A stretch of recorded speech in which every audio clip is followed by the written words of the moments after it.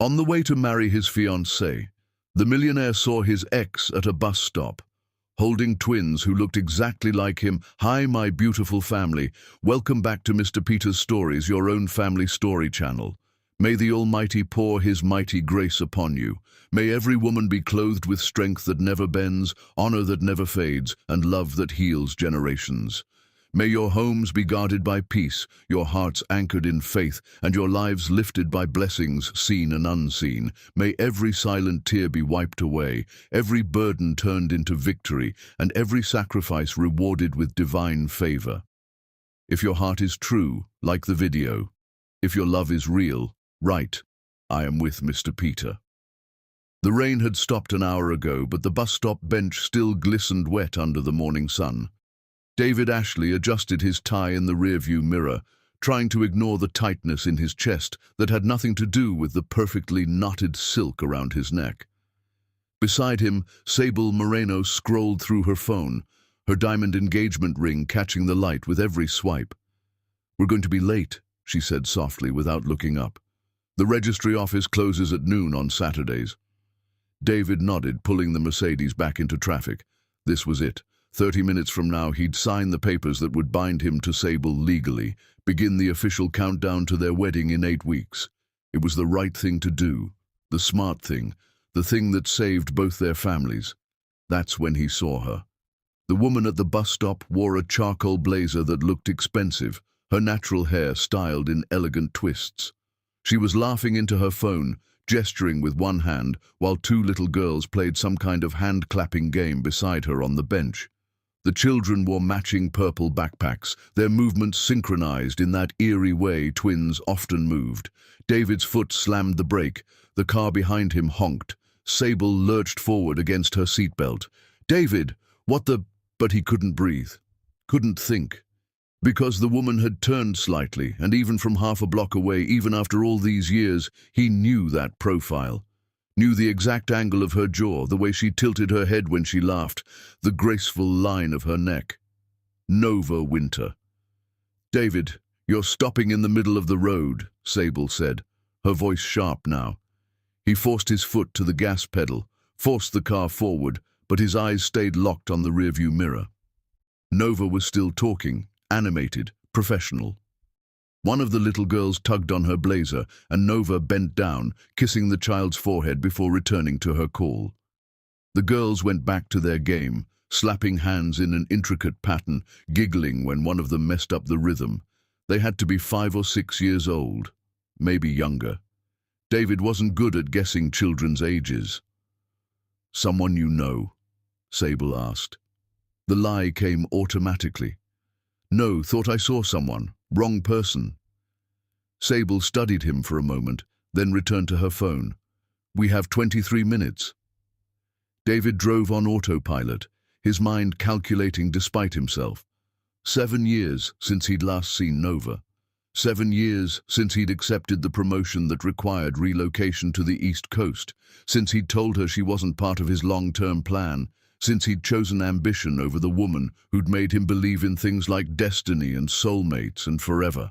7 years. Those girls couldn't be older than 6. He nearly rear-ended a taxi. "David!" Sable grabbed the dashboard.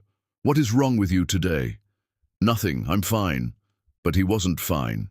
His hands were shaking on the steering wheel. Because if those girls were 6 years old, if they were twins, if Nova had been 3 months pregnant when he left and never told him, because his exact words had been, "You're not part of my future." No, he was being crazy, paranoid.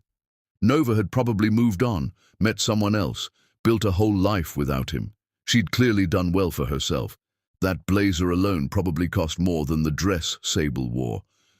Nova looked successful, happy, completely transformed from the struggling junior analyst he'd left behind.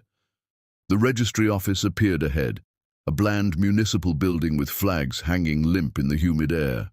David pulled into the parking lot, cut the engine, and sat there staring at his hands. Sable touched his shoulder. "Are you having second thoughts?" "Yes," he wanted to say. "I just saw a ghost, and she might be raising my children, and I can't breathe." "No," he said instead, "just nervous. Normal wedding jitters. Sable smiled, but it didn't reach her eyes. She was too perceptive, too intelligent not to sense something was wrong, but she was also too kind to push. That was the problem with Sable. She was genuinely good, which made everything so much worse. They walked into the building together, signed the papers, listened to the clerk explain the mandatory 30-day waiting period before the marriage could be finalized. David heard himself answering questions, watched his hand form his signature, felt Sable's fingers intertwine with his as they walked back to the car. On the drive home, he saw a billboard. Massive, impossible to miss. Nova's face smiled down at him, professional and confident, beside bold text, Winter Consulting, building tomorrow's leaders. "That's actually a great firm," Sable commented. "They handled the restructuring for my father's biggest client last year. The owner is supposed to be brilliant. Some woman who started it from nothing." David couldn't speak. He just drove, following muscle memory, back to the penthouse he shared with Sable, the life he'd built, the future he'd carefully constructed. But all he could see were two little girls playing hand games at a bus stop, their movements perfectly synchronized, their faces turned away from him so he couldn't see if they had his eyes, his nose, his smile. That night, after Sable fell asleep, David stood by the floor-to-ceiling windows overlooking the city. His phone buzzed. Unknown number. He almost didn't answer. "Hello?" A child's voice, bright and curious. "Is this David Ashley?" His heart stopped. "Who is this?" "I'm Luna. I found your card. It's really shiny. Are you famous?" David's knees went weak. He sank into a chair. "Where did you find my card, Luna?" "At my school. On the ground. My teacher says you're important because you have a fancy title." "What's a chief executive officer?" "It means I run a company." "Luna, where are your parents?" "Mama's in the shower. She doesn't know I have her phone. I'm not supposed to use it without asking, but I wanted to know if you were real. The card looks like it's from a movie." David's voice came out strangled. "What's your last name, Luna?" "Winter. Luna Winter. My sister's name is Zora Winter. We're twins, but we don't look exactly the same. Zora has a freckle on her nose and I don't. We're 6. Well, we'll be 7 in 3 months. Mama says we're spring babies." The phone slipped from David's hand. He caught it, pressed it back to his ear. "Luna, I need you to tell me. I have to go. Mama's coming. Bye." The line went dead. David sat in the dark, staring at nothing, doing math he knew he shouldn't do. Luna said they'd be 7 in 3 months. Which meant they were born in spring, which meant conception in summer. 7 years ago, summer 7 years ago, when he'd still been with Nova, when they'd spent long weekends at the beach house, when she'd whispered against his chest that she loved him and he'd been too afraid to say it back. 3 months before he left her. The twins were his. Chapter 2. David didn't sleep. He sat in his home office, door closed, staring at the business card Luna had described. He'd had thousands printed 6 months ago for a charity gala, embossed gold lettering on thick black cardstock. He must have dropped one at the event, an event Nova had attended, because of course she had.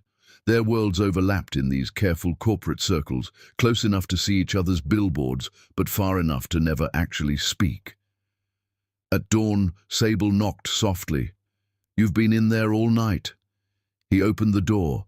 She stood in one of his old Oxford shirts, her hair messy from sleep, concern etched across her features. Beautiful, patient Sable, who deserved so much better than this. "I couldn't sleep," he admitted. "Talk to me, David." But how could he?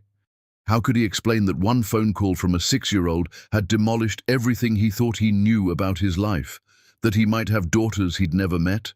That the woman he'd spent 7 years trying to forget had apparently built an empire while raising his children alone? "Wedding stress," he lied. "It'll pass." Sable studied him with those dark, knowing eyes. "My father called last night. He wants to announce the merger at our reception, make it official in front of everyone." Right. The merger. The carefully orchestrated business arrangement that had saved David's company 3 years ago when bankruptcy loomed, the deal sealed with an understanding. David would marry Sable within 5 years. Sable's father, Robert Moreno, was one of the most powerful corporate attorneys in the state. When David's company nearly collapsed under bad investments and market crashes, Robert had restructured everything, absorbed the debt, and rebuilt the business from ashes. The price had been clear from the beginning. "That's fine," David said. "Is it?" Sable stepped closer. "Because you look like you're about to run." "I'm not running. You ran once before. I know the story. Your sister told me about the girl you left behind when you moved here." David's jaw clenched. "That was different. That was a long time ago." 7 years, Sable said quietly. "She was pregnant, wasn't she? The woman at the bus stop yesterday, that's who you saw." The silence stretched between them like a chasm. Finally, David nodded. "I think so. I don't know for sure. But there were 2 little girls with her. Twins." Sable's face went pale. "Did you know when you left her?" "No. God, no. I would never have—" He stopped. Would he? Would he have stayed if he'd known? Or would he have made the same choice, taken the same promotion, chosen his career over everything else? He wanted to believe he would have stayed, but he didn't trust himself enough to be certain. "What are you going to do?" Sable asked. "I don't know."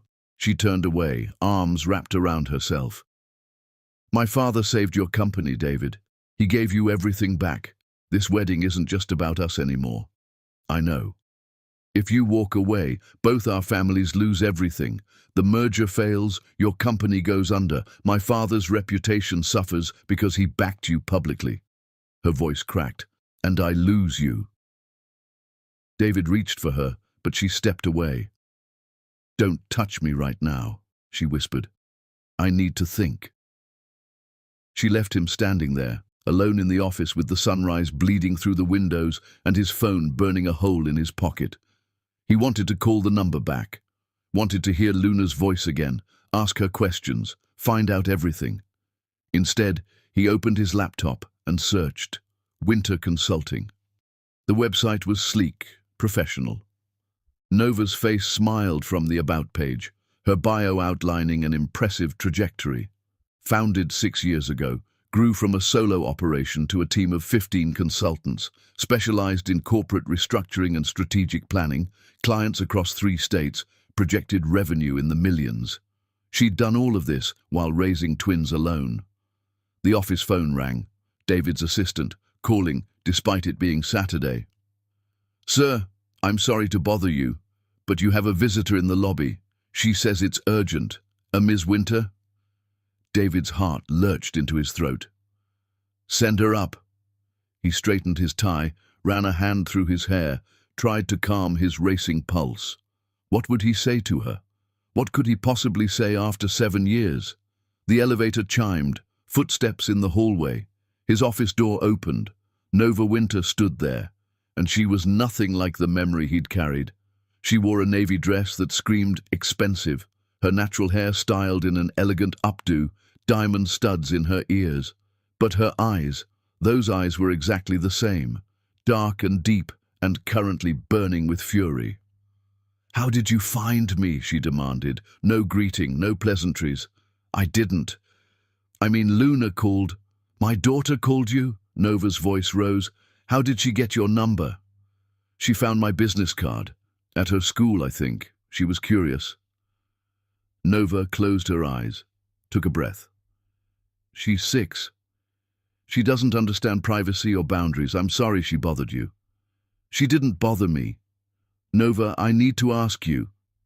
"No." Nova held up a hand. "You don't get to ask me anything. You don't get to show up after 7 years and demand answers." "Are they mine?" The words erupted from him. "Zora and Luna. Are they my daughters?" Nova's expression turned to stone. "What do you want, David? An apology tour? Closure? A chance to salve your guilty conscience?" "I want the truth."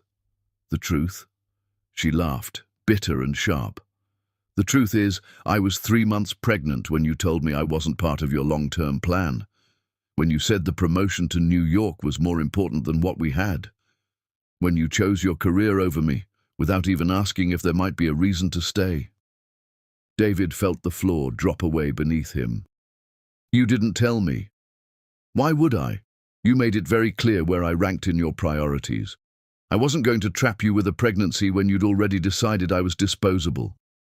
I never said you were disposable. You said, and I quote, "You're a great person, Nova, but you're not part of my future." Remember that? You said it standing in my apartment, your bags already packed, your decision already made. So I let you go, and I built a life without you. Those girls at the bus stop, David said quietly, they're 6 years old. Almost 7. Are they mine? Nova met his eyes and he saw everything there, the pain, the anger, the years of struggle he'd never witnessed.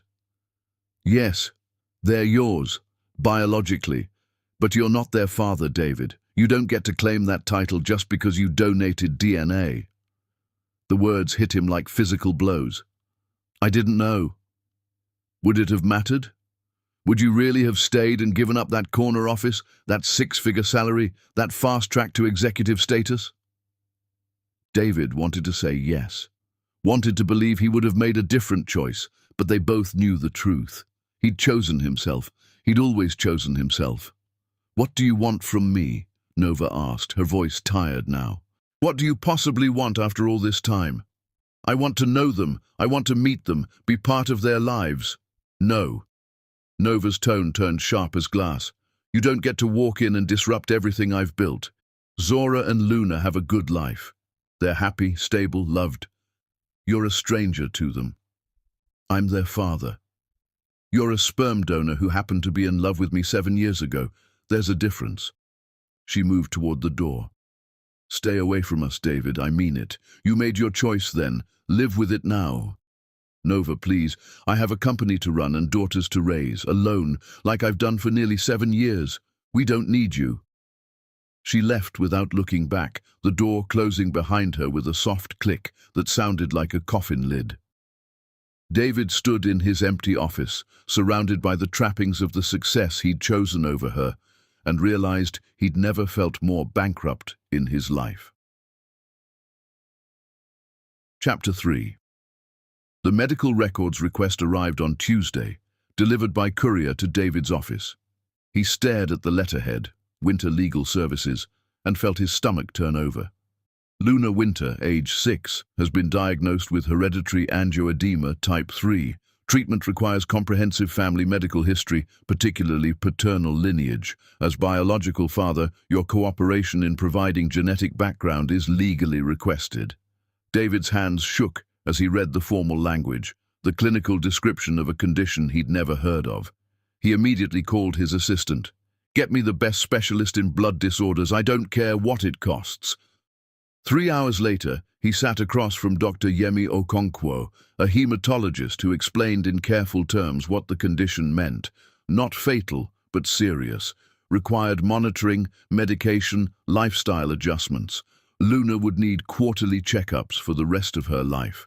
She'd inherited it from David's side, a rare genetic mutation that skipped generations. Do you have your family's medical records? Dr. Okonkwo asked. David thought of his father, currently in hospice care with stage 4 lung cancer.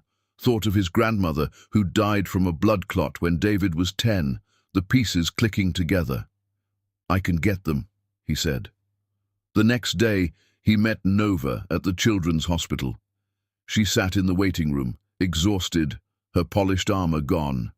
She wore jeans and a simple sweater, her hair pulled back, dark circles under her eyes.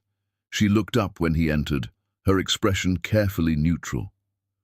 Thank you for coming, she said quietly.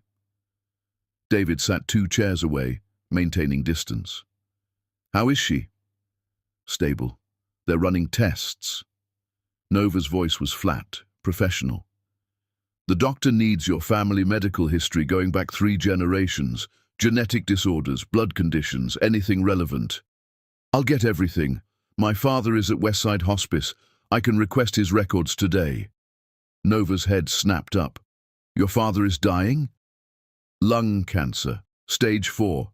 He has maybe 3 months. Something flickered across her face. Sympathy maybe, or just exhaustion. I'm sorry. They sat in silence, surrounded by the antiseptic smell of the hospital and the distant sounds of children crying. David wanted to ask about Zora, about how they were handling this, about whether Luna was scared. But Nova's body language screamed, don't touch, don't ask, don't pretend you have the right.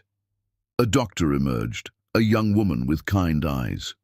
Miss Winter, Luna's asking for you. Nova stood, paused, looked at David. Do you want to meet her? Every cell in his body screamed yes.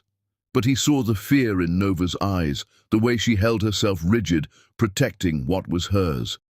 Not like this, he said. Not when she's sick and scared. That's not how I want her to remember meeting me. Relief washed over Nova's face. Thank you. She disappeared through the double doors. David sat in the waiting room for 4 more hours, even though no one asked him to stay.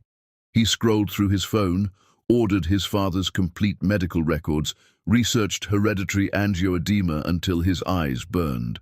When Nova finally emerged, it was past midnight. She looked destroyed. She's sleeping, Nova said. They're keeping her overnight for observation. And Zora, with my neighbor, a woman who's been like a grandmother to them. Nova sank into a chair. I don't have family, David. My parents died when I was 19. It's just been me and the girls since they were born. The weight of that hit him. 7 years of doing everything alone. No help, no support, no one to call at midnight when a child spiked a fever or had nightmares. I'm getting my family medical records, David said. Everything you need. I'll have it to you by Friday. Thank you.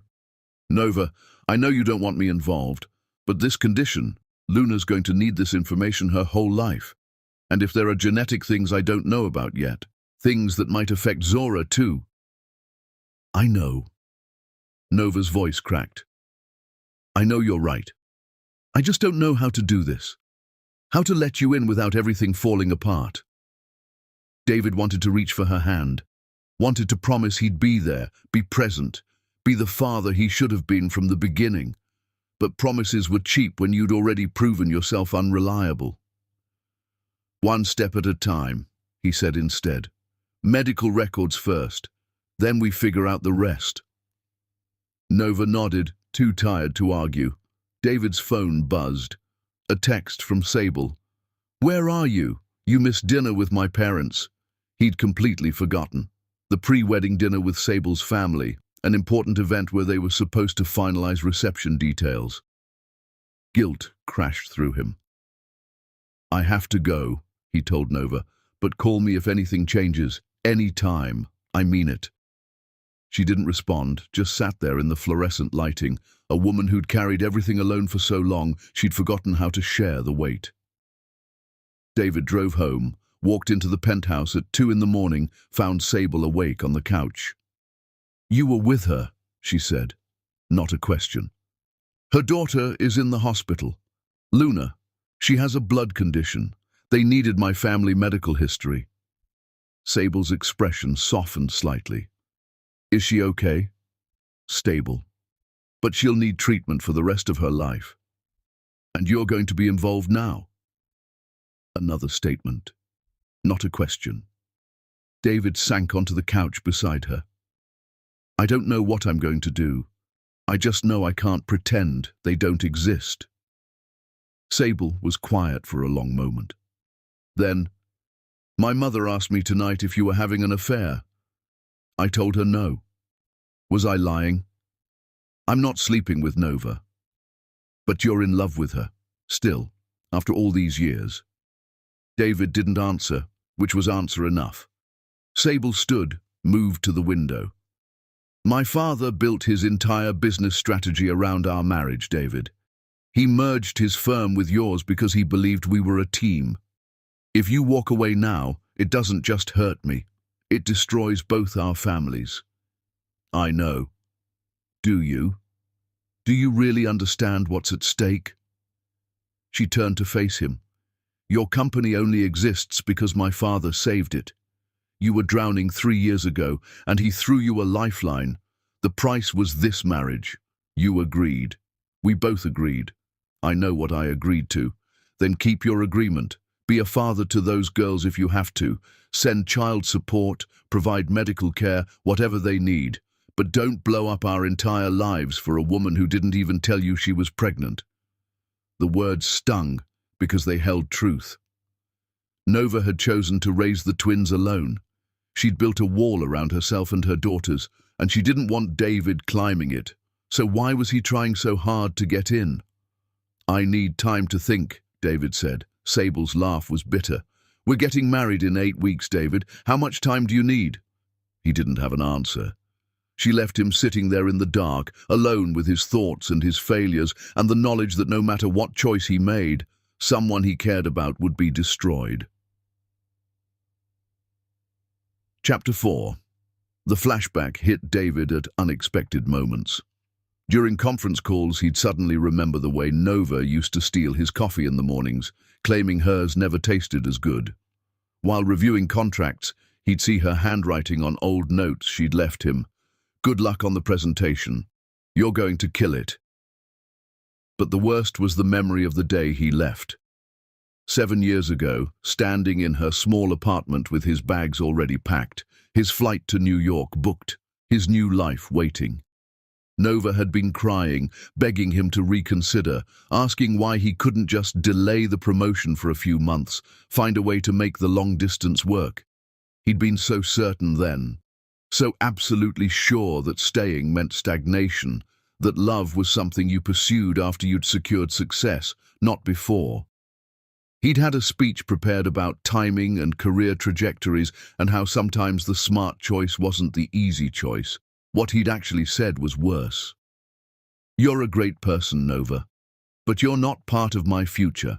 This opportunity requires total focus, and I can't be worried about maintaining a relationship while I'm building my career. You understand, right? She'd stopped crying, just looked at him with those devastating eyes and said, "Get out." He'd been relieved. No messy goodbye scene, no prolonged drama. He'd walked out, caught his flight, started his new position on Monday, and told himself he'd made the mature decision. He'd never called her again. Now, sitting in his office with Luna's medical records spread across his desk, David understood the full weight of what he'd done. Nova had been 3 months pregnant when he'd delivered that speech about her not being part of his future. She'd been carrying his daughters, and he'd told her she didn't matter enough to keep. No wonder she'd never told him. His assistant knocked. "Sir, your father's hospice nurse called. He's asking to see you." David drove to Westside Hospice, a depressing building that tried too hard to look cheerful with its pastel walls and artificial plants. His father lay in bed, shrunken and grey, oxygen tube in his nose. James Ashley had been a giant of a man once. 6'3", commanding presence, the kind of CEO who could silence a boardroom with a look. Cancer had reduced him to bones and papery skin. "David." His father's voice was a rasp. "Sit down." David pulled up a chair. They'd never been close, even before the illness. James Ashley had been more interested in quarterly reports than parent-teacher conferences, more likely to critique David's business decisions than ask about his life. "I got your medical records," David said. "Turns out you passed on a rare blood condition. To me, and to my daughter." His father's eyes widened. "You have a daughter?" "2 twins. They're 6 years old, almost 7. The girl you left when you moved here." It wasn't a question. His father had always been sharp, even dying. "Yes." James was quiet for a long moment, the oxygen machine hissing in the background. "I told you to leave her. Do you remember? When you got the promotion offer, I said a woman like that would hold you back. I said you needed to focus on your career first, relationships later." David did remember. His father's advice had validated his own fears, made the choice feel strategic rather than selfish. "You were wrong," David said. "I know." His father's hand trembled as he reached for a water glass. "I built an empire, David, gave you every advantage, every opportunity, and I'm dying alone in this place with nurses who forget my name. Your mother left me 15 years ago because I chose work over her. You barely visit, and now I find out I have grandchildren I'll never meet. It is my fault. I raised you to think like me, to believe success was the only thing that mattered, and look where it got us both." His father's eyes filled with tears. "I'm dying, and I can't name a single person who'll cry at my funeral because they loved me. Only people who'll cry because they lost a business connection." David felt something crack open in his chest. "Dad, do you love her, the mother of your children?" The question hung there, impossible to avoid. David thought about Nova in the hospital waiting room, exhausted and fierce and so completely alone. Thought about the life she'd built without him, the strength it must have taken to raise twins and start a business and keep going when he'd abandoned her. "Yes," he admitted. "I never stopped." "Then why are you sitting here? Why aren't you fighting for her?" "Because I'm engaged to someone else. Because there are business obligations, family expectations, because Nova doesn't want me back." His father laughed, which turned into a coughing fit. When he recovered, he said, "You're making all the same mistakes I did, putting duty before love, business before family, and you'll end up exactly like me, successful and completely alone." "It's not that simple. It never is. But let me tell you what I've learned in this bed, watching my life drain away. None of it matters. The money, the power, the respect, it all disappears the second you take your last breath. The only thing that stays is the people you loved and who loved you back. That's the only legacy worth leaving." David's phone buzzed. A text from Nova. "Luna's being discharged tomorrow. Thank you for the medical records. The doctor said they're helpful. Just that. Professional, distant, no invitation to be more involved." "I'm getting married in 8 weeks," David said to his father, "to a woman whose family saved my company. Walking away from her destroys everything. And staying destroys you." His father closed his eyes. "I'm too tired to lecture you anymore.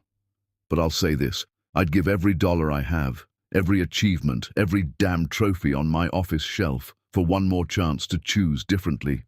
To tell your mother I loved her more than the company, to show up at your football games instead of board meetings, to build a life instead of just a legacy." David sat there until his father fell asleep, then drove home in silence, his father's words echoing in his head. The penthouse was empty. A note from Sable on the counter. "Staying at my parents' tonight. Need space to think." He didn't blame her. David opened his laptop, pulled up the photos his assistant had found, old pictures of him and Nova from 7 years ago. A younger version of himself smiled at the camera, arm around a radiant Nova at some company party. They looked happy, completely, stupidly happy in that way people are before life gets complicated. He'd thrown that away for a corner office. And now he had the office, the title, the success he'd sacrificed everything for. But sitting alone in his expensive penthouse, looking at pictures of the only woman he'd ever truly loved, David realized his father was right. He'd won everything and lost what mattered most. His phone rang. Unknown number. He answered. "Mr. Ashley?" A child's voice, different from Luna's, slightly deeper, more serious. "This is Zora, Luna's sister." David's heart stopped. "Zora, hi. Luna told me she called you. She's not supposed to use Mama's phone without asking, but she does it anyway." A pause. "Are you really our dad?" The question demolished him. "Yes, I am. Why didn't you ever come see us? How did you explain adult failures to a 6-year-old? How did you say, 'I chose my career over knowing you existed'?" "I didn't know about you," David said carefully. "Your mama and I stopped being together before you were born. She didn't tell me she was going to have babies." "Why not? That's complicated, sweetheart." "Mama says grown-ups say things are complicated when they don't want to tell the truth." Zora sounded exactly like Nova. Sharp, direct, no nonsense. David smiled despite himself. Your mama is very smart. I know, she built a whole company. She's the boss of 15 people. That's impressive. Are you going to come meet us for real? Not just talk on the phone? David's throat tightened. Do you want me to? Zora was quiet for a moment. Then, Luna does. She draws pictures of what she thinks daddies look like. None of them look like you, though. We looked you up on the computer. You're old. I'm 33. That's old. Mama's only 31. Fair point. I have to go. Mama's coming. But Mr. Ashley, if you're really our dad, you should probably start acting like it. Because Mama works really hard, and sometimes she cries at night when she thinks we're asleep, and I think she's lonely. The line went dead. David sat in the dark, holding his phone, feeling like he'd just been lectured by a 6-year-old and deserved every word. Zora was right. If he was their father, he needed to act like it. But what did that mean when the mother of his children had built a wall so high he couldn't see over it, and he was engaged to a woman whose family had saved him from bankruptcy with the understanding that he'd marry her? He didn't have an answer, but his father's words kept echoing. You'll end up exactly like me, successful and completely alone. David looked around his empty penthouse at the expensive furniture and the view of the city and the life he'd built on the foundation of abandoning the woman he loved. Maybe he was already there. Chapter 5. The newspaper article appeared 3 days later. Moreno-Ashley merger signals new era in corporate law. David read it over breakfast while Sable sat across from him, perfectly composed in a cream silk blouse. They'd been circling each other carefully since her mother's comment about affairs, both too afraid to push the conversation that needed to happen.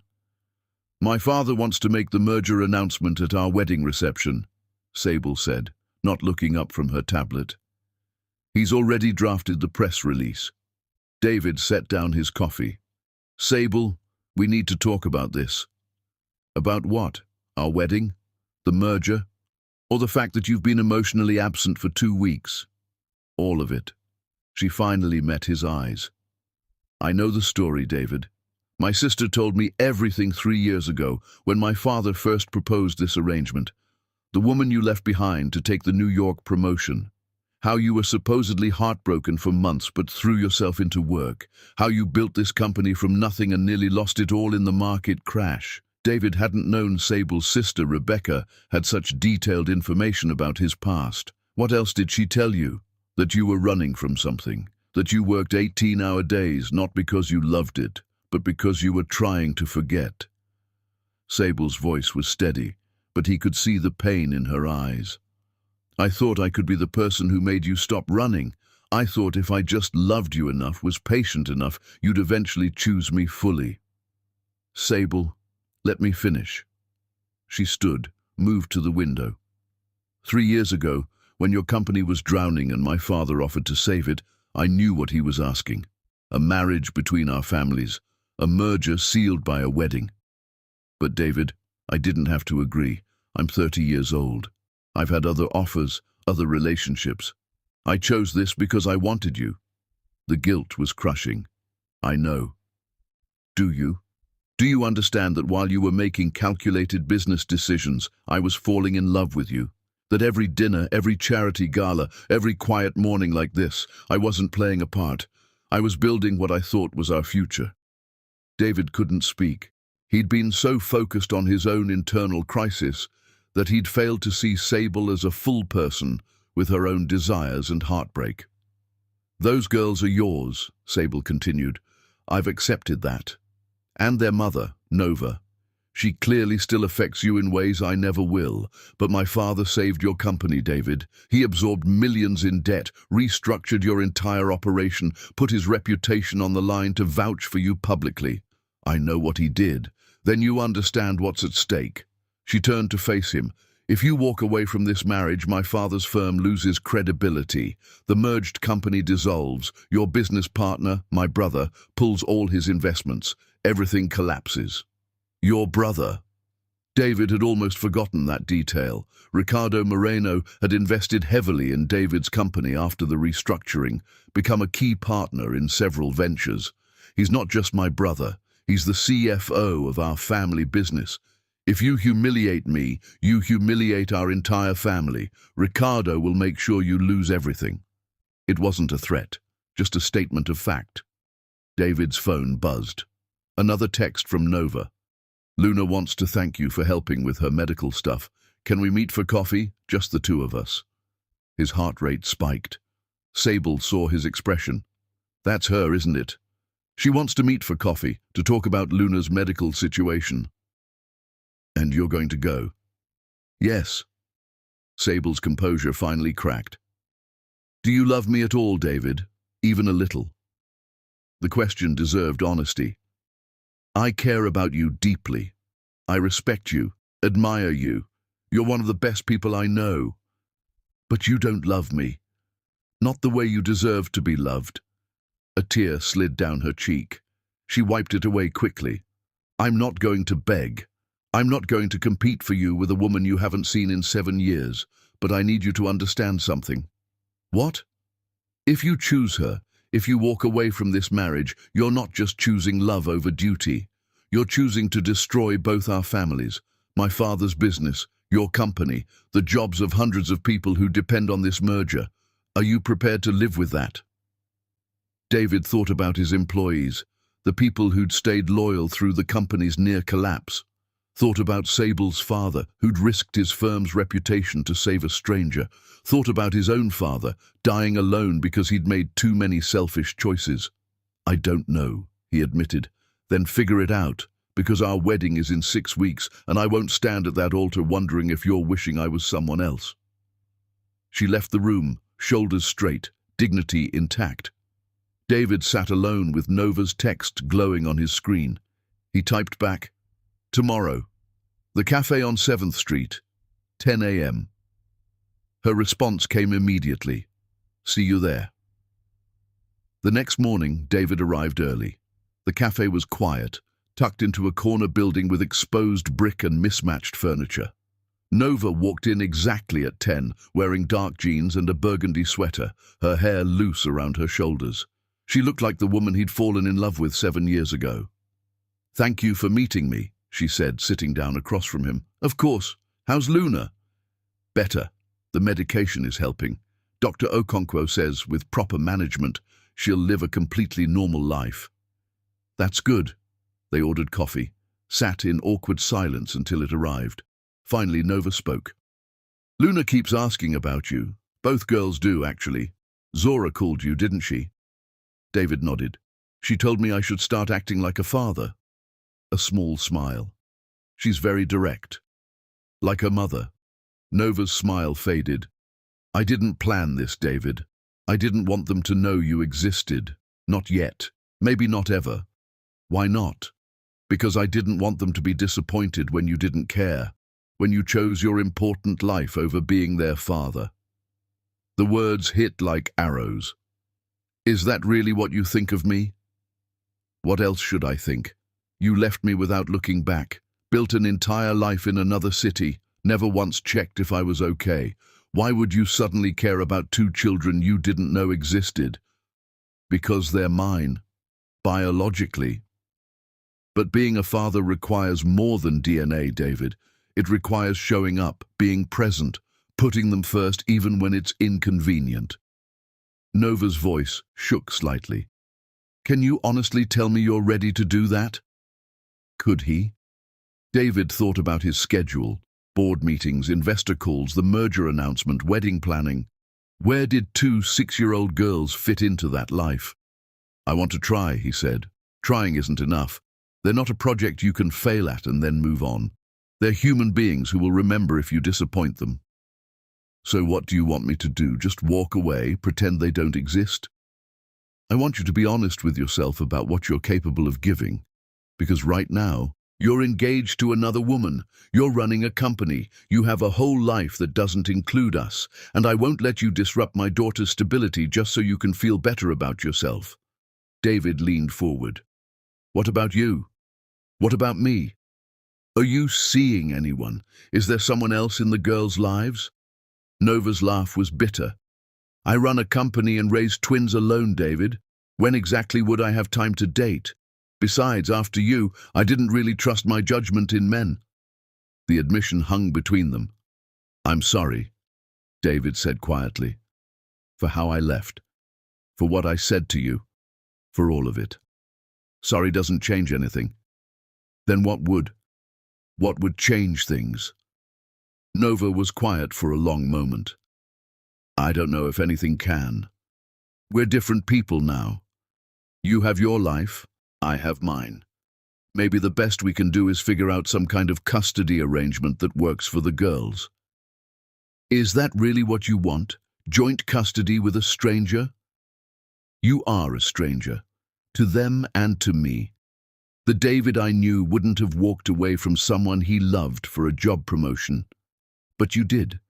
So clearly, I didn't know you as well as I thought. Her phone buzzed. She glanced at it, frowned. I have to go. Client emergency. She stood, gathering her bag. David stood too. Nova, wait. What? Can I see them? The girls, not as their father, just as, I don't know, a family friend. Whatever you're comfortable with. She studied him for a long moment. Why? So you can ease your guilt? So you can tell yourself you tried? Because they're a part of me I didn't know existed, and I want to know them, even if you never forgive me, even if they never know who I really am. I just want to see them. Something in her expression softened slightly. I'll think about it.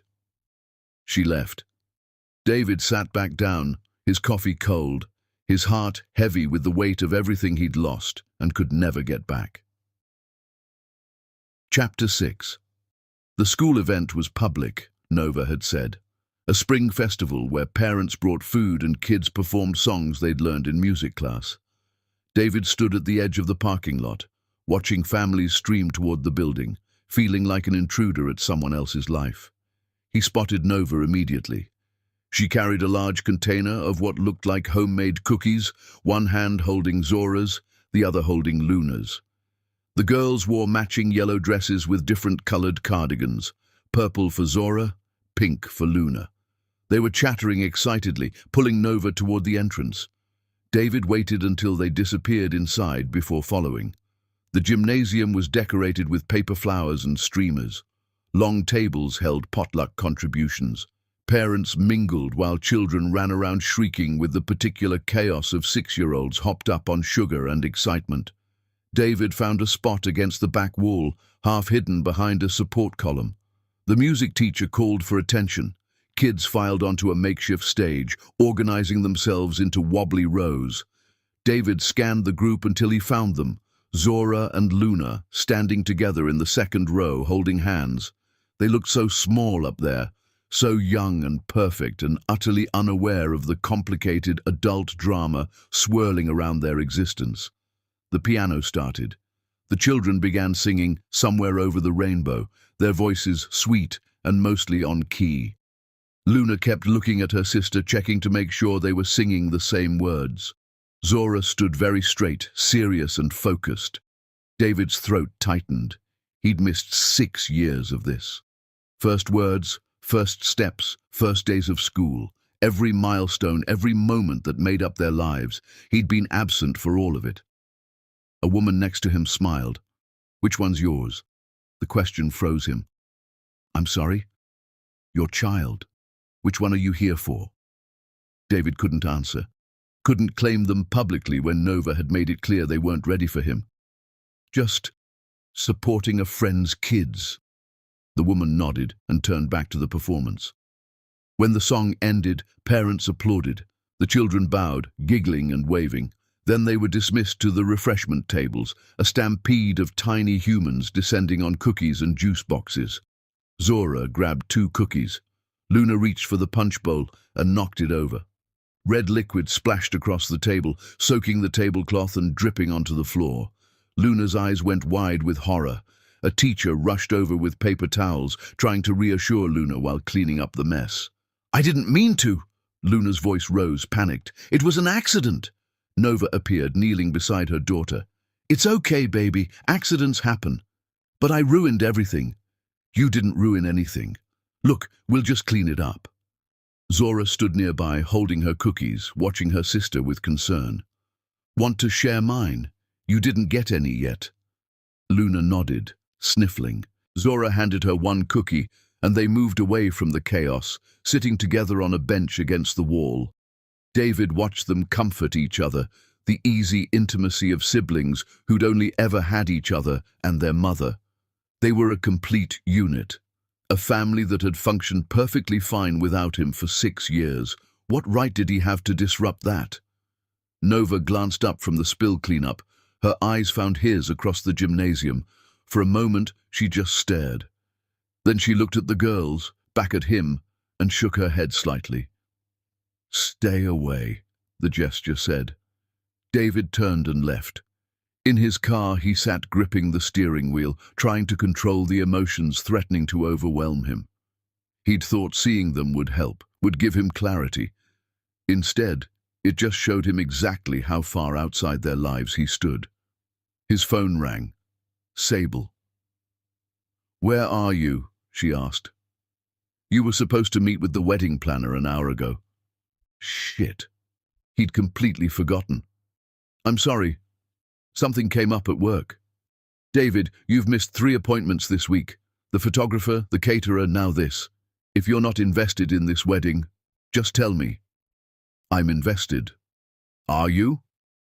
"Because it feels like you're somewhere else entirely." She was right. He was somewhere else, standing outside a life he could observe but never be part of. "I'll reschedule," he said. "I promise." "My mother is starting to ask questions. My father too. They're not stupid, David. They can see you're distracted." "I know. I'll handle it." "Will you? Because in 5 weeks, we're standing in front of 300 people making vows, and I need to know you're going to show up, actually show up, not just physically be there." "Sable, I love you." Her voice broke. "I know you don't feel the same way, but I need you to know that. I'm not doing this for my father's business or for the merger. I'm marrying you because I want to build a life with you, and it's killing me that you can't give me the same." David closed his eyes. "I'm sorry. Stop apologizing and make a choice, her or me, the past or the future, because this limbo is destroying us both." She hung up.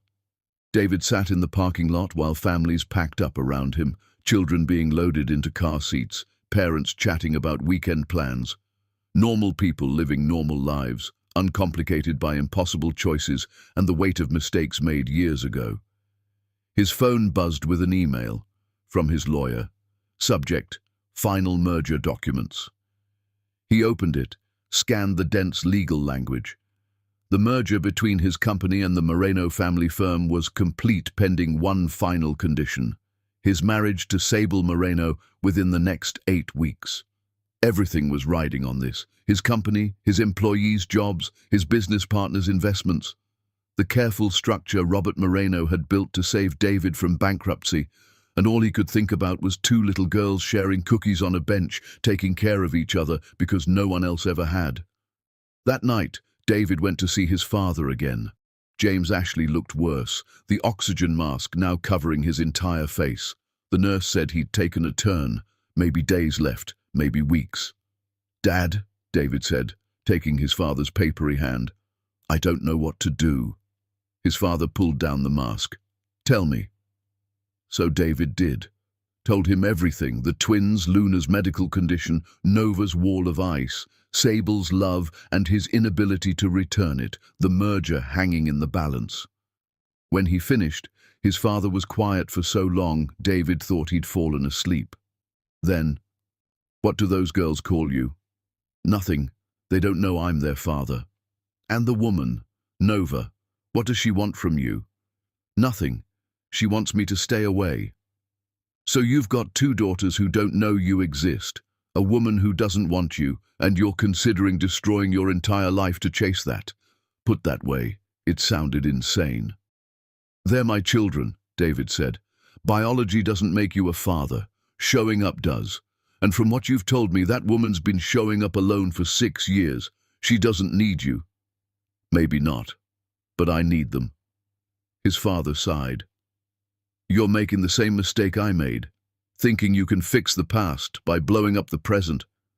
You can't get those 6 years back, David, no matter what you do now. So I should just marry Sable? Ignore that I have daughters? I'm saying you need to accept what you lost and work with what you have. Be there for those girls financially, medically, but don't destroy good people's lives trying to play savior to a family that's doing fine without you.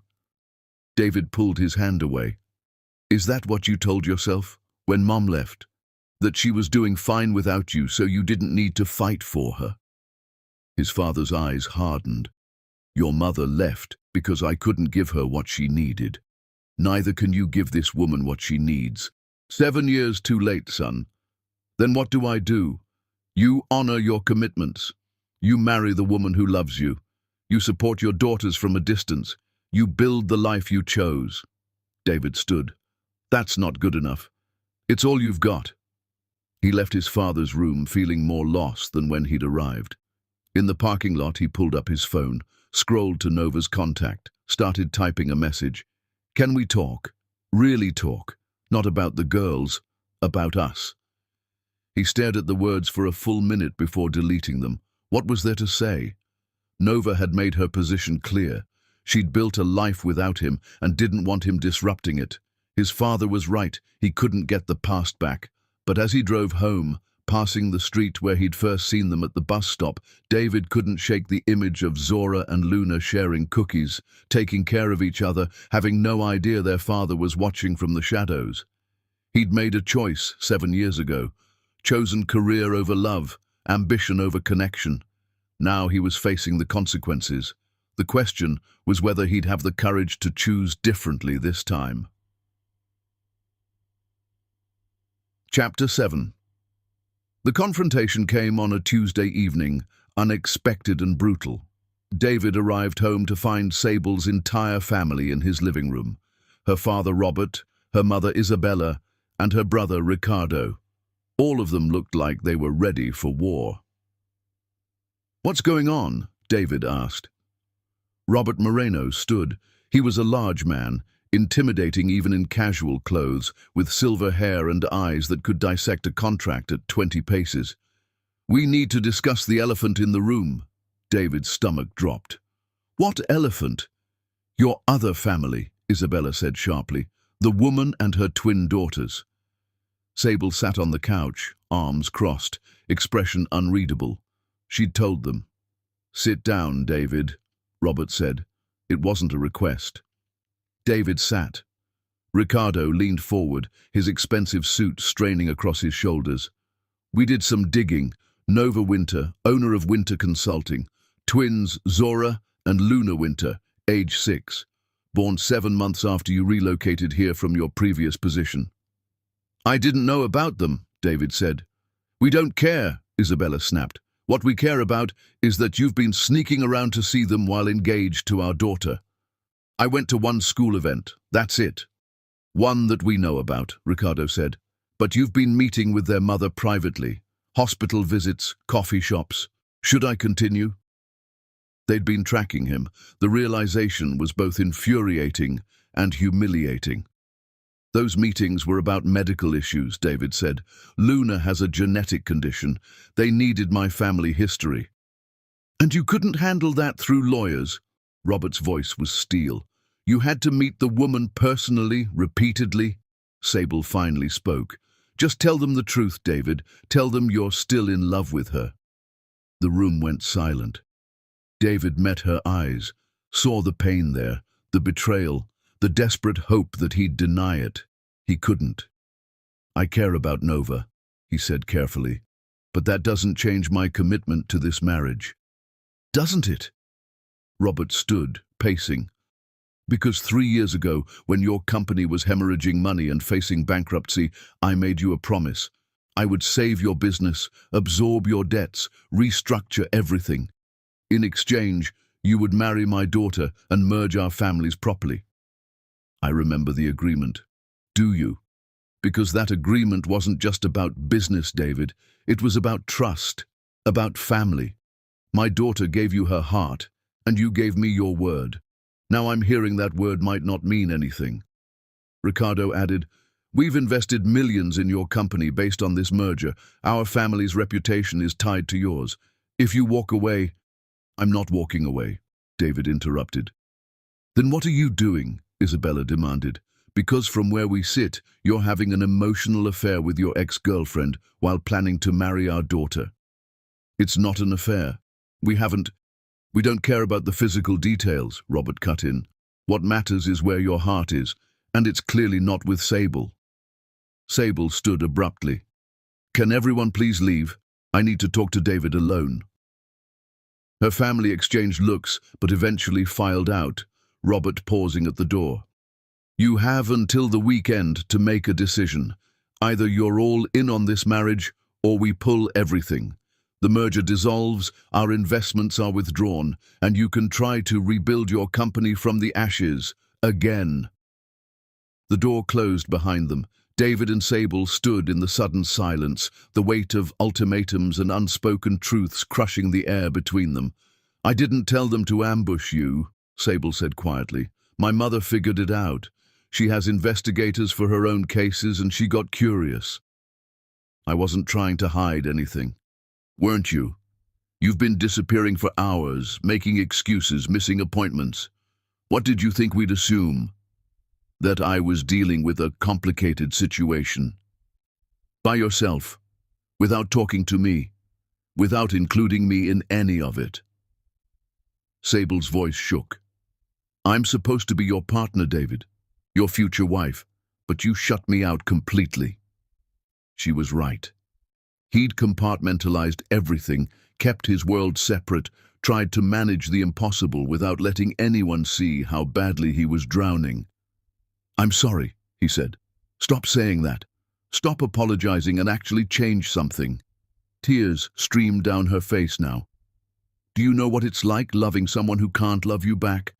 Watching you go through the motions of our life together while your heart is somewhere else entirely." "Sable, I'm not finished. You want to know the worst part? I keep hoping you'll wake up one day and suddenly see me, really see me, not as the solution to your business problems or the woman who's convenient, but as someone worth loving, someone worth choosing. You are worth choosing. Then why don't you choose me?" She stepped closer, vulnerable and raw. "I know I wasn't your first choice. I know you agreed to this marriage for practical reasons, but I thought maybe, over time, you could fall in love with me. Was I delusional?" David wanted to lie, wanted to tell her what she needed to hear, that he could grow to love her properly, that time would fix everything, but she deserved better than lies. "I don't know," he admitted. "I care about you deeply. I respect and admire you. But when I'm honest with myself, I don't know if I can give you the kind of love you deserve." Sable closed her eyes. "Thank you for finally being honest. I'm sorry. If you say sorry one more time, I'm going to scream." She wiped her tears, pulling herself together. "I need you to understand something. My father doesn't make empty threats. If you walk away from this marriage, he will destroy you. Not out of revenge, he's not that petty, but because you'll have proven yourself unreliable, and unreliable people don't deserve his help." "I know. And Ricardo, my brother, he's not just your business partner. He's the one who brought in most of our major clients after the restructuring. If he pulls out, your company loses 60% of its revenue." David hadn't known that specific number. The reality was somehow worse than he'd imagined.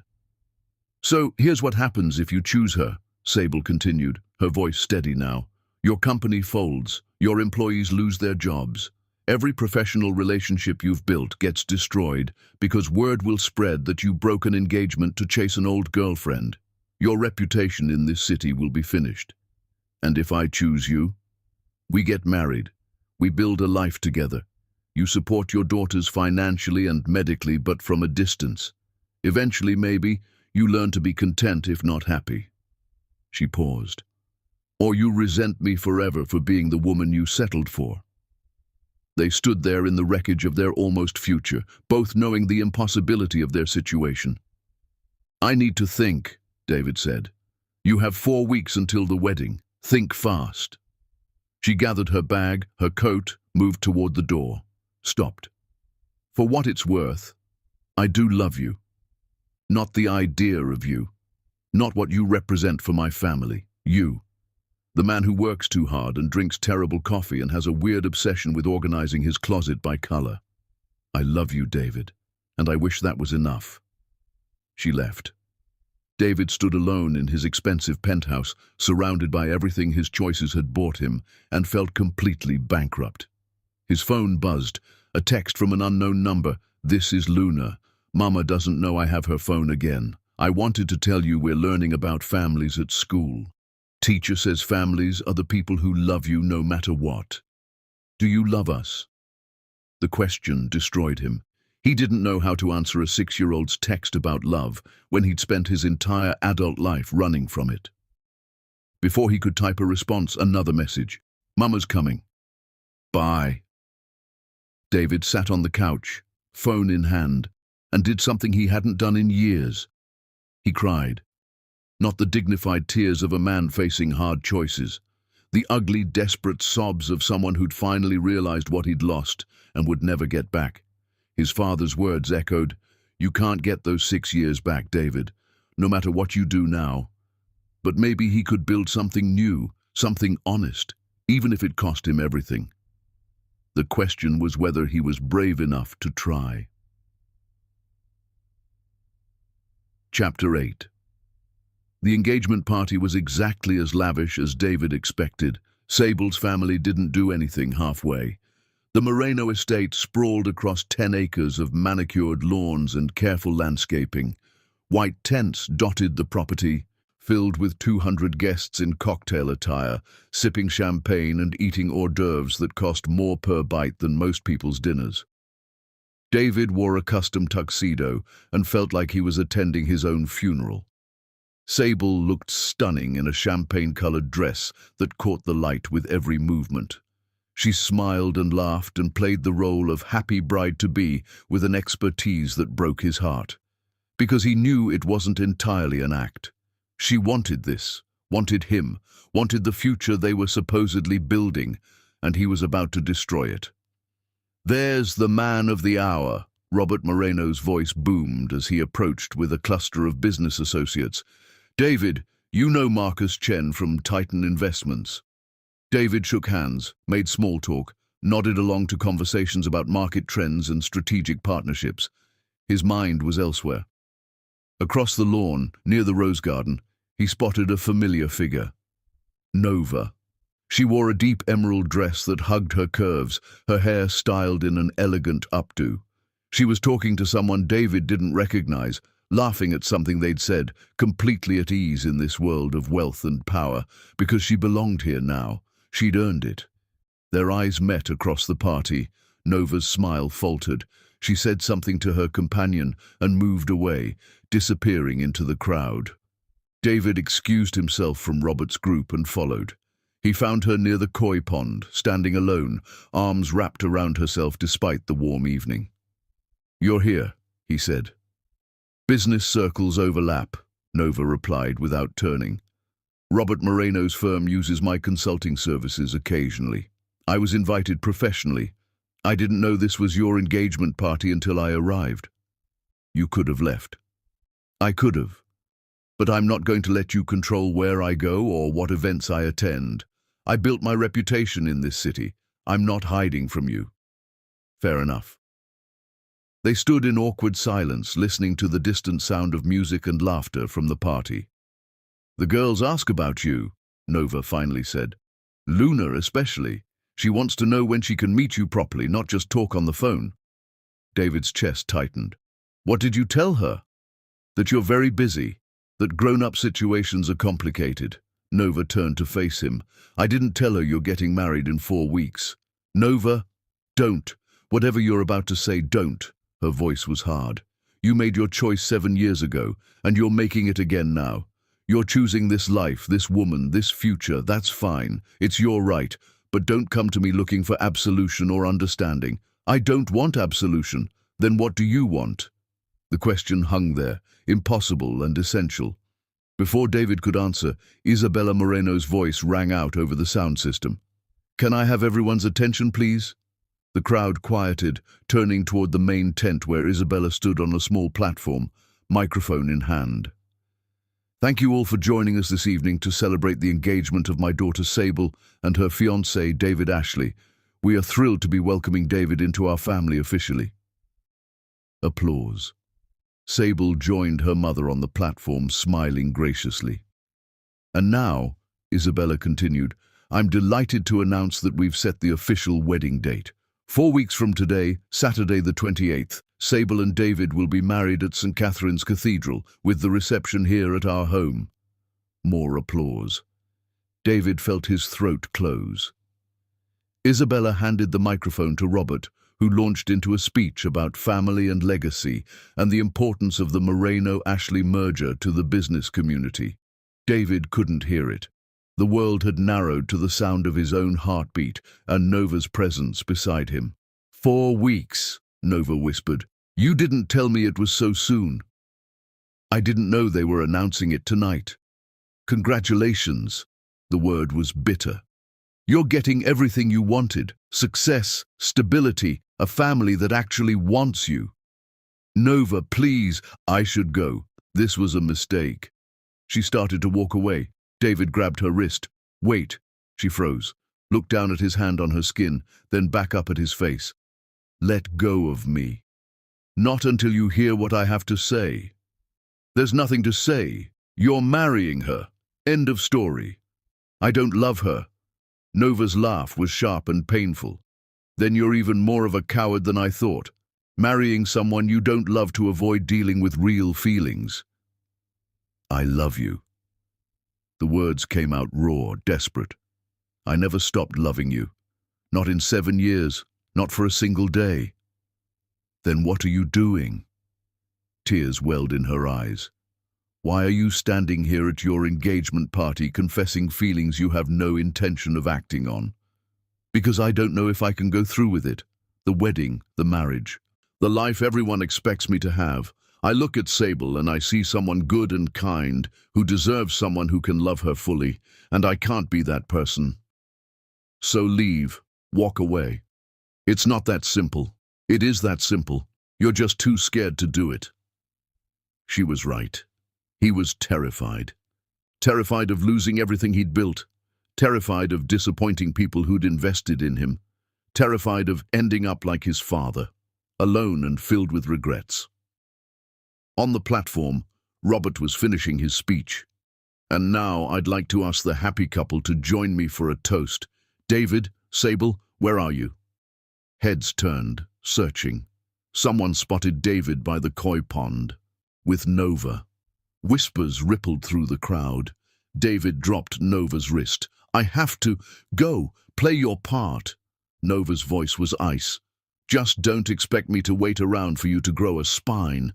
My daughters and I are leaving the city. I accepted a job in Seattle. We move in 3 weeks. The words hit him like a physical blow. What? I got the offer a week ago. Triple my salary, equity stake in a national firm, fresh start for the girls. I've been thinking about it for a while, but after seeing you tonight, I made my decision. We're done with this city, with you, with hoping for something that's never going to happen. Nova, please don't. David, Sable's voice called from the tent. We need you for the toast. Nova stepped back. Go to your fiancé, toast your future, and let me have mine. She walked away, disappearing into the darkness beyond the party lights. David stood frozen for a long moment. Then he turned and walked back to the platform, climbed the steps, took the champagne flute someone handed him. Sable's hand found his. Her fingers were cold. Robert raised his glass. To David and Sable. May their union be blessed with love, prosperity, and the strength to weather any storm. To David and Sable, the crowd echoed. David raised his glass, drank the champagne, tasted nothing. Later that night, after the party ended and the guests departed, David sat in his car in the empty parking lot of his office building. He pulled out his phone, scrolled to his father's hospice number. The nurse answered. "Mr. Ashley, I'm glad you called. Your father has been asking for you. He's not doing well. If you want to see him, you should come soon." David drove to the hospice, found his father awake, lucid, the oxygen mask covering most of his face. "Hey, Dad," David said, sitting in the chair beside the bed. James pulled down the mask. "You look like hell." "Feel like it too." "The engagement party was tonight, wasn't it?" David nodded. "Did you go through with it? Announce the wedding date?" "Sable's mother announced it, 4 weeks from now." His father studied him. And I don't know if I can do it." David's voice broke. "Nova's leaving, moving to Seattle with the girls. If I marry Sable, I lose them forever." "You already lost them, 7 years ago when you walked away." "So that's it? I just accept that I'm a terrible person and move on?" "No." His father's voice was surprisingly strong. "You accept that you made a choice back then that had consequences. And now you're facing another choice with its own consequences. There's no version of this where everyone wins. What should I do? I can't tell you that. Only you know what you can live with." James coughed, wincing. "But I'll tell you what I learned too late. Money and power and success. They're cold comfort when you're dying alone. The only thing that matters in the end is the people you loved and who loved you back. Sable's family saved my company. And you've given them 3 years of loyalty and partnership. That's not nothing, but it's also not a reason to marry someone you don't love." David sat in the quiet room, listening to the beep of monitors and the hiss of oxygen. "I'm scared," he admitted, "of losing everything, of making the wrong choice again." "You're human. Fear is normal. But David, let me ask you this. 30 years from now, when you're lying in a bed like this one, what will you regret more? Breaking an engagement and losing a company, or marrying the wrong woman and never knowing your daughters?" The question echoed in the sterile room. His father reached out a trembling hand. David took it. "I don't have much time left," James said. "Days, maybe. Before I go, I want to meet them, my granddaughters. Can you make that happen? I don't know if Nova will allow it. Ask her. Tell her it's a dying man's last wish. Tell her whatever you have to, but let me see them before I go." David nodded, throat tight with emotion. He left the hospice and drove aimlessly through the city, past the bus stop where he'd first seen them, past Winter Consulting's office building, past the school where Zora and Luna spent their days learning and growing without him. Finally, he pulled over and sent Nova a text. "My father is dying. He wants to meet Zora and Luna before he goes. I know I have no right to ask, but please consider it. Not for me, for them. They deserve to know they had a grandfather who wanted to meet them." He didn't expect a response, not at 2 in the morning, but his phone buzzed. "Tomorrow, 10 a.m., the park on Riverside, 15 minutes. That's all he gets. And David, this doesn't change anything between us. I'm still leaving." David read the message 3 times. Tomorrow, he would introduce his dying father to the grandchildren he'd never known existed. And in 4 weeks, he was supposed to marry a woman he didn't love. Something had to break. Chapter 9. The park was empty except for a few joggers and one woman pushing a stroller. David arrived early, standing near the playground equipment, watching the entrance. His father sat in a wheelchair, a hospice nurse beside him. James looked terrible. Gaunt, pale, struggling to breathe even with the portable oxygen. But his eyes were alert, anxious, scanning the park for any sign of the granddaughters he'd never met. At exactly 10 a.m., Nova appeared. Zora and Luna walked beside her, dressed in jeans and matching jackets, one red, one blue. They looked curious, but cautious, holding their mother's hands. David's heart seized at the sight of them, his daughters, walking toward him, real and solid, and completely unaware of how much this moment meant.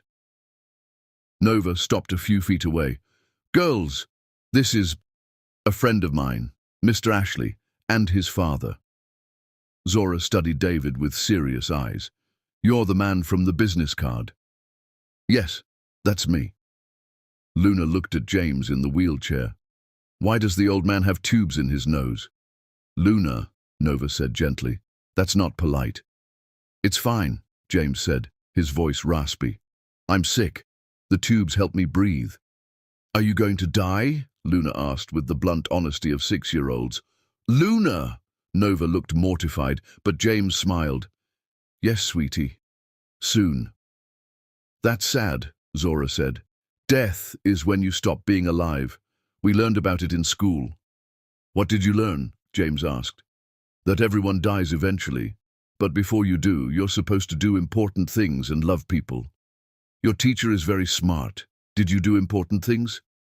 Zora shrugged. We're only 6. We haven't had time for important things yet.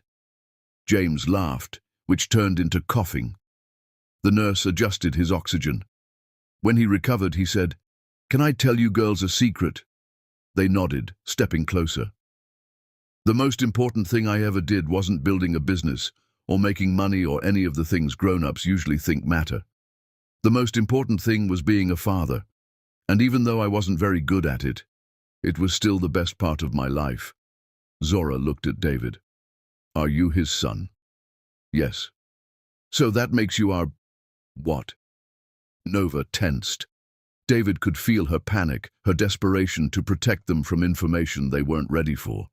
But before he could answer, Luna said, I think he's our dad. Zora and I talked about it. We figured it out. The world stopped. Nova's face went white. Luna, where did you? We're not stupid, Mama, Zora said quietly. We look like him. And you always get sad when we ask about our father. And that lady at school said we have Mr. Ashley's eyes. So we figured it out. David couldn't breathe, couldn't think, just stared at these 2 brilliant little girls who'd solved the mystery on their own. Are you mad at us? Luna asked Nova. No, baby. I'm not mad. Nova's voice shook. I was going to tell you when you were older, when you could understand better. We understand now, Zora said. He left before we were born. You raised us alone. Now he's back, but we don't know him yet. The accuracy was devastating. James spoke softly. Can I tell you girls one more secret? They nodded again. I wish I'd known about you sooner. I wish I'd had time to take you to the park and read you stories and be a proper grandfather. But I'm glad I got to meet you now, even if it's just for a few minutes. You're exactly as wonderful as I imagined. Luna walked right up to the wheelchair. You can hug us if you want. Hugs make sick people feel better sometimes. She climbed carefully onto James's lap. Zora followed, one girl on each side. James wrapped his thin arms around them, his face crumpling with emotion. David turned away, tears streaming down his face. Nova was crying too, trying to hide it. They stayed like that for several minutes. Then the nurse gently reminded James he needed to rest. The girls climbed down. Luna kissed James's cheek. I hope you feel better, even though you're dying. Thank you, sweetheart. Zora lingered, looking at her grandfather seriously. If you're our grandpa and he's our dad, does that mean we have a family now? The question destroyed every person standing there. James looked at David. That's up to your father. Zora turned to David. We don't need you. Mama takes good care of us. But if you want to be our dad for real, you have to actually do it, not just say it. David knelt down to her level. You're absolutely right. Mama says we're moving to Seattle, Luna added. Is that far? Very far. Oh. Luna looked sad. So I guess you won't be our dad then, because dads are supposed to be close by. Nova gently pulled the girls back.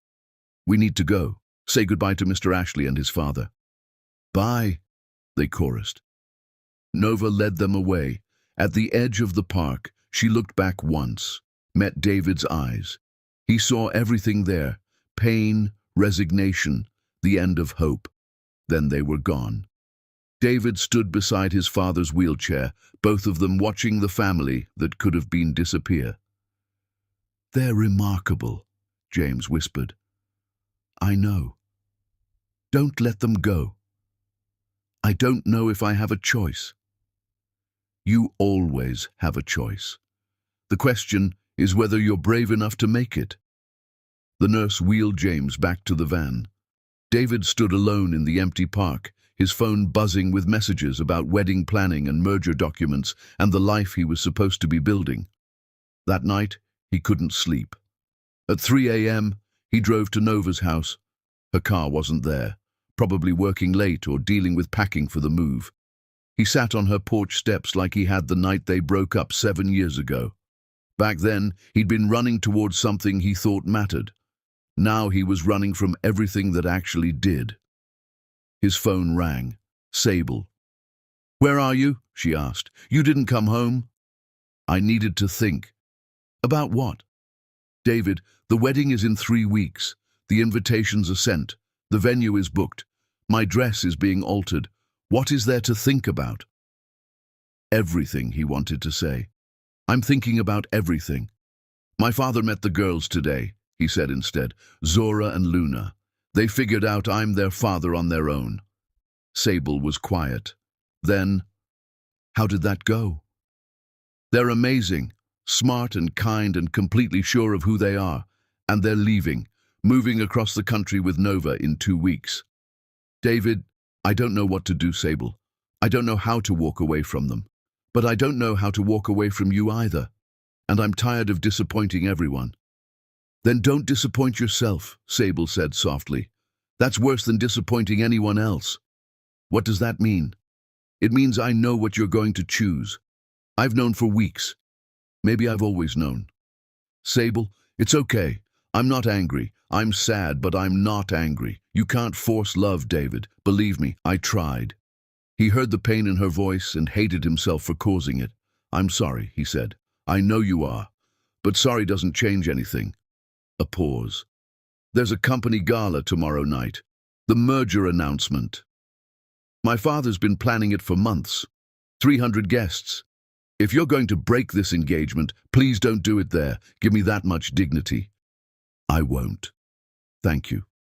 Her voice broke. I really did love you. I want you to know that. I know, and I'm sorry I couldn't love you the same way. She hung up. David sat on Nova's dark porch, knowing what he had to do, and terrified to actually do it. His father's words echoed, "Don't let them go." But to keep them, he'd have to lose everything else. The sun rose. Nova's car pulled into the driveway. She saw him on the porch, sighed, got out. "You can't keep showing up here," she said tiredly. "The girls are starting to ask questions. They already know I'm their father, they told me." "I know. They told me too, on the drive home. They're too smart for their own good." Nova sat beside him on the steps. "What do you want, David?" "To be their father, for real, not from a distance or through child support payments. Actually be there. We're leaving in 2 weeks. Then I'll come to Seattle." Nova turned to look at him. "What about your company?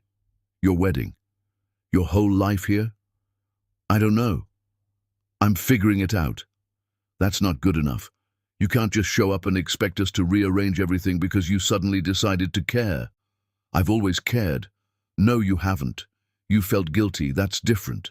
Caring means making sacrifices, showing up even when it's hard, putting them first even when it costs you something. I'm trying to do that." "Are you?"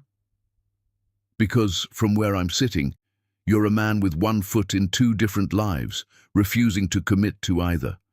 And my daughters deserve better than a part-time father who shows up when it's convenient." She was right. About all of it. "Tell me what to do," David said. "Tell me what it would take for you to trust me with them." Nova stood, arms crossed. "I can't tell you that. You have to figure it out yourself. But I'll say this. If you want to be in their lives, you need to make a real choice. Not a maybe, not a someday. A choice that proves they matter more than your comfort or your career or your fear of losing everything. And if I make that choice, then we'll talk, but not before. I'm not holding my breath waiting for you to grow a spine, David. I did that 7 years ago, and it nearly destroyed me." She went inside, closing the door gently but firmly. David sat on the porch as the morning light grew stronger, knowing exactly what he had to do. The question was whether he'd actually have the courage to do it. Chapter 10. The company gala was everything David expected. Crystal chandeliers, designer gowns, champagne that cost more per bottle than most people's monthly rent. 300 guests filled the ballroom, all of them there to celebrate the Moreno-Ashley merger and witness the official announcement. David stood near the bar, watching Sable work the room. She looked breathtaking in a silver gown, her smile perfect, her composure absolute. No one looking at her would guess her world was about to implode. Robert Moreno found him, clasping his shoulder. "Big night, David. Ready for the announcement?" "As ready as I'll ever be." "Good. The board is excited about the expansion plans. With this merger finalized, we're looking at tripling our market share within 2 years." David nodded, only half listening. His mind was elsewhere, running through what he was about to do and all the ways it could go catastrophically wrong. His phone buzzed. A text from Nova. "The girls made you something. Luna wanted me to send it." An image loaded, a crayon drawing of 3 stick figures, 2 small ones labeled Zora and Luna, and 1 tall one labeled Dad in Luna's messy handwriting. They were all holding hands under a rainbow. David's vision blurred. Another text. "They're hoping you'll come say goodbye before we leave, but I understand if you're too busy with your merger and your wedding. We're used to managing without you." The words cut deep, because they were true.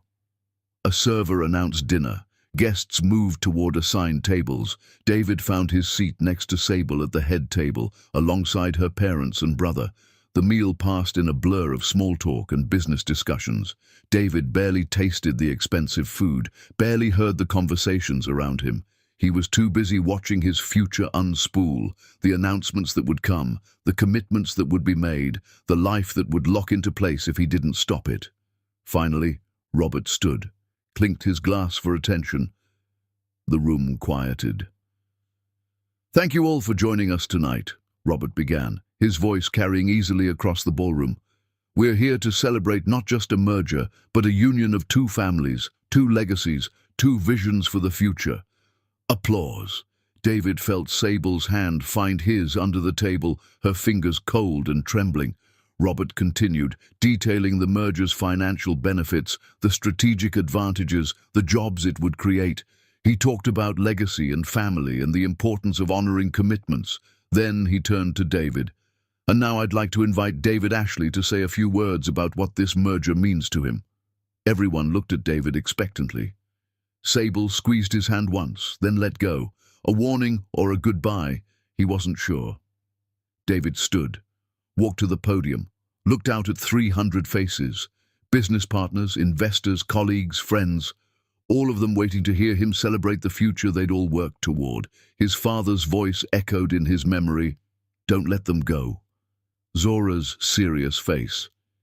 "If you want to be our dad for real, you have to actually do it, not just say it."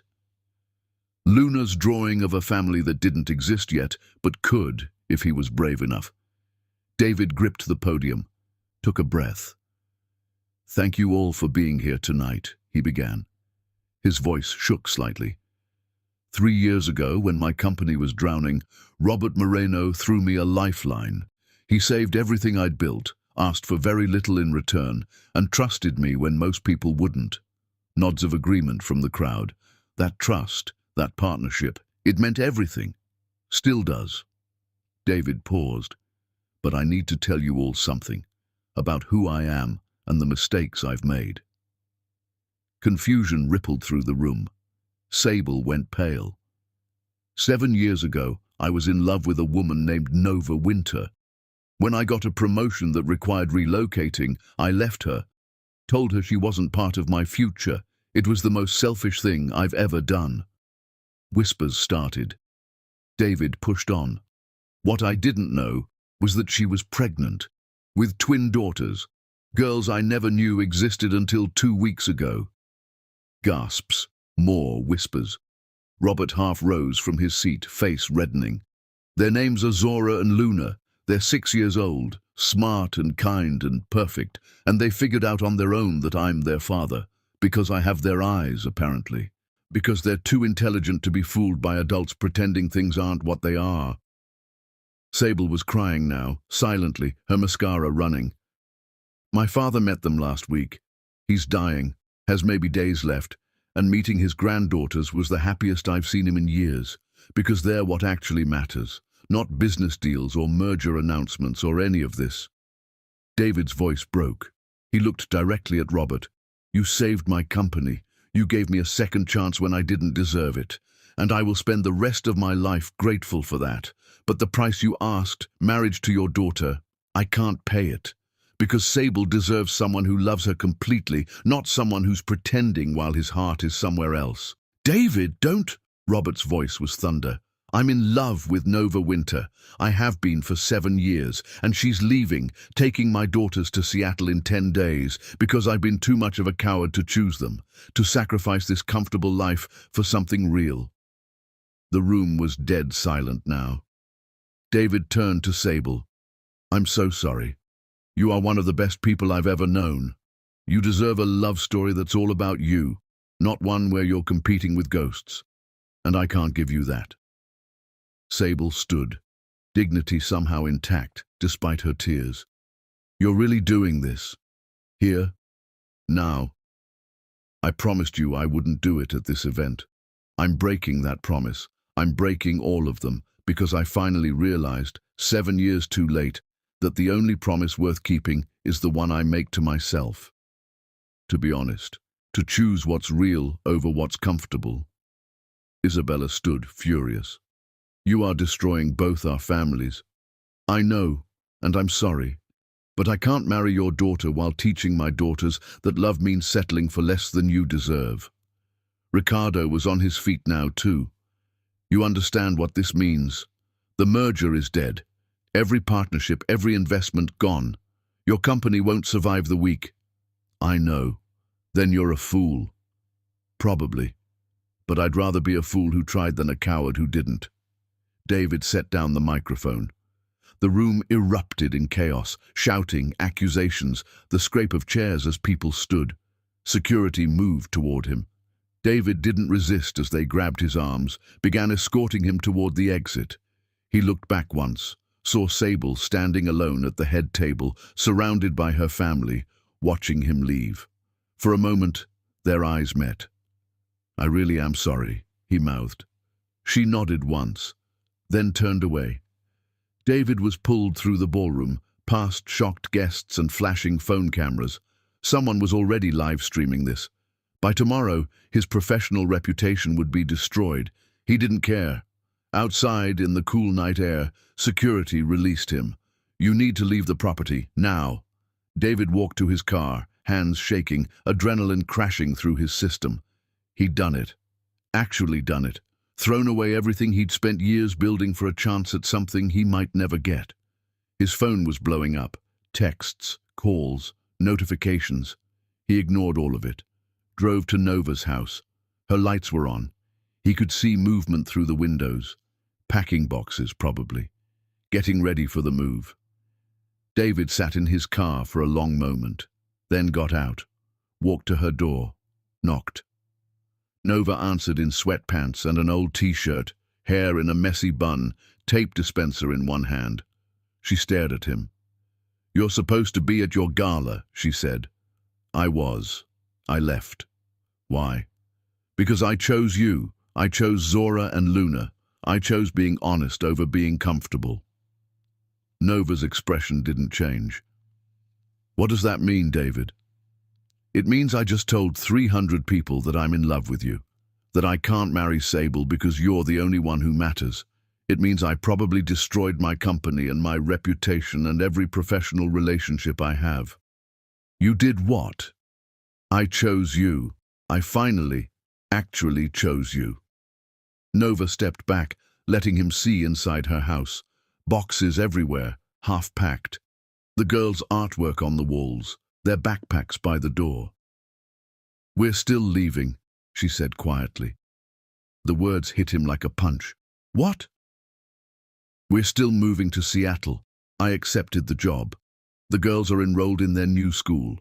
I'm not changing my entire life because you had a dramatic moment at a party. Nova, I just gave up everything. No, you gave up what you should have given up 7 years ago. You don't get a medal for finally doing the right thing. Her voice was steady, but her eyes were wet. Do you know what it took to build this life, to raise twins alone while starting a business, to be strong enough for them when all I wanted to do was fall apart? I know. You don't know. You have no idea. And now you show up, having destroyed your own life, expecting me to fix it, to tell you it's all okay and welcome you back with open arms. That's not... I don't trust you, David. I don't trust that this isn't just guilt or panic or another impulsive decision you'll regret later, because that's what you do. You make big, dramatic choices, and then you leave when they get hard. I'm not leaving this time. Prove it. Nova crossed her arms. Prove that this isn't about you feeling noble or trying to ease your conscience. Prove that you actually want to be a father, not just play one when it's convenient. How?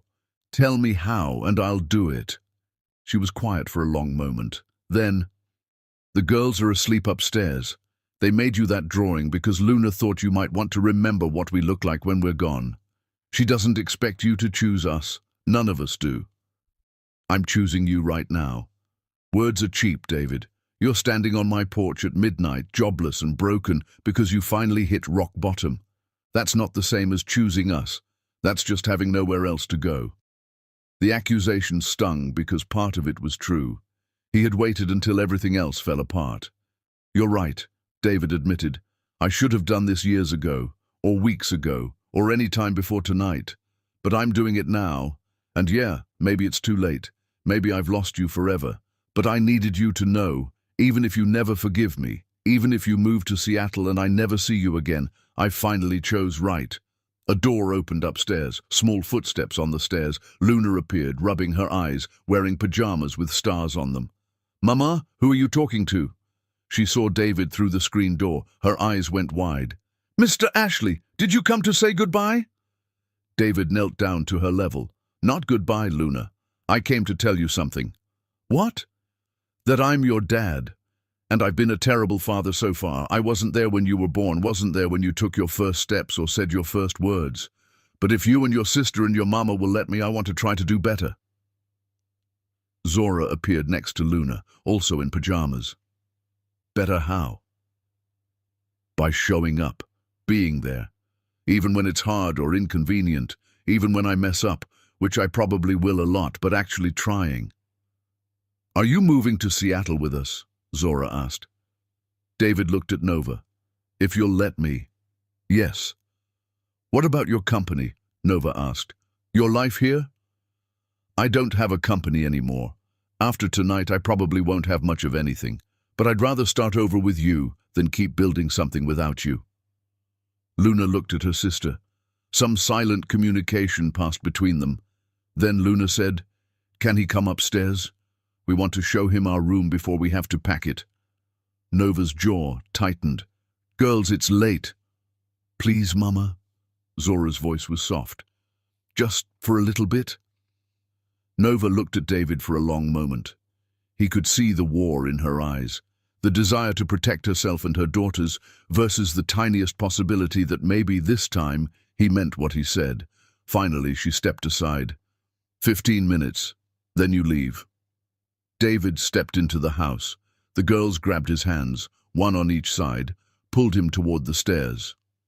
You have to see the telescope Luna got for her birthday, Zora said. And the art supplies, Luna added. Mama says we can bring them all to Seattle. They showed him their room, twin beds with matching quilts, stuffed animals everywhere, drawings taped to the walls. They showed him Luna's telescope and Zora's collection of rocks. They told him about their favorite books and their friends at school and how they were nervous about moving but also excited. David sat on the floor between their beds, listening to them chatter, and felt something crack open in his chest. This is what he'd missed. This ordinariness, this sweetness, this simple joy of children sharing their world. When 15 minutes passed, Nova appeared in the doorway. "Time's up." "But Mama," Luna started. "Bed, both of you. It's a school night." Reluctantly, the girls climbed into their beds. David started to leave. "Wait," Zora said. "Will we see you again? Before we move?" David looked at Nova. She gave the smallest nod. "If your mama says it's okay, I'd like to see you again, as much as she'll allow." "Every day?" Luna asked hopefully. "Let's start with tomorrow," Nova said. "If you're serious about this, you can help us pack. 3 p.m. Don't be late." It wasn't forgiveness. It wasn't even acceptance. But it was a chance. "I'll be here," David promised. He left them there, 2 little girls tucked into their beds, their mother watching him with guarded eyes. Outside, sitting in his car, David checked his phone. 63 missed calls, hundreds of texts and emails, all of them probably telling him what a disaster he'd created. He deleted them without reading. Then he called the one number that mattered. His father's hospice nurse answered. "Mr. Ashley, your father asked me to tell you something he said. "I'm proud of you, son." David's throat closed. "Is he awake? Can I talk to him?" "He's sleeping now, but he was watching the live stream of your gala. He saw what you did, and he smiled, Mr. Ashley. First time I've seen him smile in weeks." David ended the call, sat in the darkness of Nova's street, and let himself cry. For everything he'd lost, everything he'd found, everything he still might lose. But for the first time in 7 years, the tears felt clean, like washing away old lies to make room for difficult truths. He'd chosen love, finally, completely, with no safety net and no guarantee of success. Now he just had to prove he could actually follow through.